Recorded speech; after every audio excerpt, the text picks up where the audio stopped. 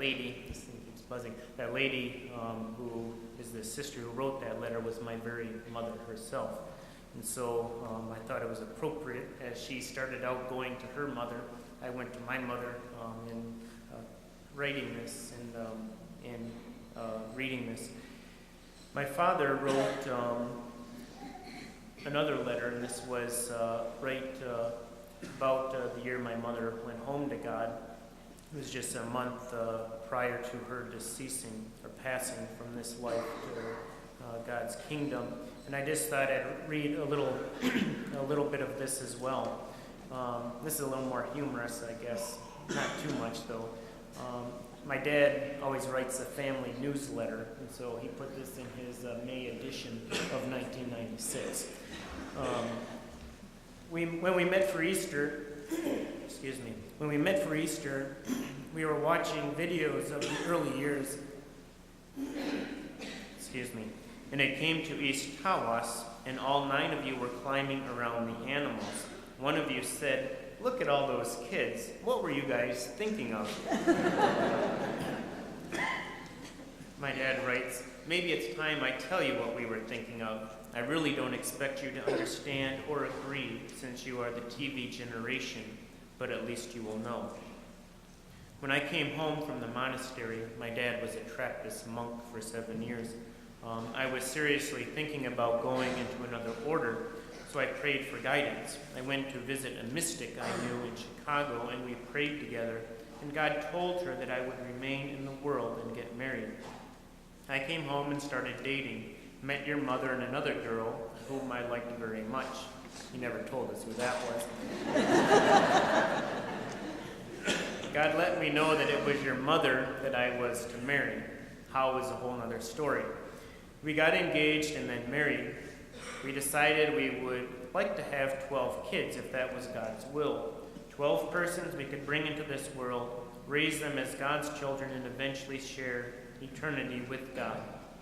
Her doctors advised us not to have any children because it could cause a relapse in the multiple sclerosis. We both said we would leave it in God's hands. After we had three or four, people began asking us, 'Do you know what to do?' Or maybe you better stop working so hard at night." After we had 5 or 6, we began to lose friends. I don't think he meant that as funny. Anyway, we began to lose friends because they took our having children as a judgment against them for having so many, for not having so many. Or they would ask, "Are you crazy? How can you afford so many?" Your mother and I would simply say, "God will provide," and you know what? He did. You always had a roof over your head, and you grew bigger as the family grew bigger, and it grew bigger as the family grew bigger. You always had heat to keep you warm and food in your bellies. Suppose we decided to have only 6 children. What 3 do I eliminate? The 3 oldest, the 3 youngest, 3 in the middle? I am proud to claim all of you as my children and plan to do so for all eternity. You are each getting there a different way, but I know the important thing is that you are getting there, trying to do what God wants you to do with your life in different degrees and in different ways. That is the answer to the question, what were you thinking of? And you know what? I would do it all over again. I don't think that you will understand since you were raised in a generation that finds faith and trust in God difficult and is bombarded all day with secular values, radio, TV, internet, etc., until the very fiber of your environment is affected. It is any wonder there are no more big families anymore. The reason I read both of these letters, and I believe when I first came to St. Cyril, I read those letters. In fact, I didn't even know about them, one from my mother, until the year I was ordained. I read these because these bespeak who I am. These tell you of my own parents. This is what I have become because of the influence, the example, and what they have nurtured in me. In many ways, I am the fruit the seed in which they had planted. And I think that that is so appropriate, a reflection as we gather to close St. Cyril of Jerusalem parish, and as we read in today's gospel and we celebrate this feast of Christ the King. We celebrate the closing of a liturgical year, we celebrate the closing of a parish, but yet we look to the future. We look to what comes. The celebration of Christ the King, what seems to be an end in today's gospel, as Jesus is hanging there from the cross, as everyone's jeering at him, making fun of him, laughing at him, it would seem like this is an end. It would seem like there's nothing beyond this. This man who claimed to be the king is going to die. He's going to go forth, and life will go on. But yet what the people did not understand, what they came to realize and what we know by faith, is that this was a new beginning. That Christ dying on the cross would eventually lead to his resurrection and would eventually bring us, as he ends today's gospel, into that eternal paradise which he has promised for all of us.